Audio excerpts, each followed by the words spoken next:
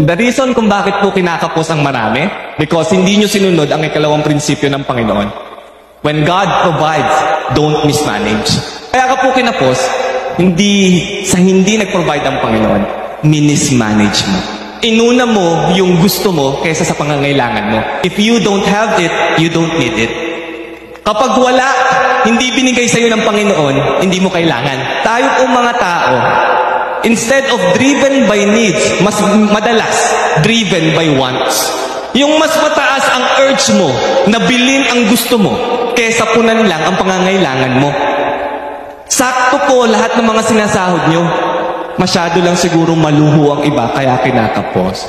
Kapag ang Panginoon nag-provide, sigurado, satisfaction.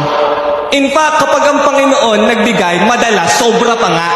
Ang Panginoon, gustong-gusto kang pagpalain.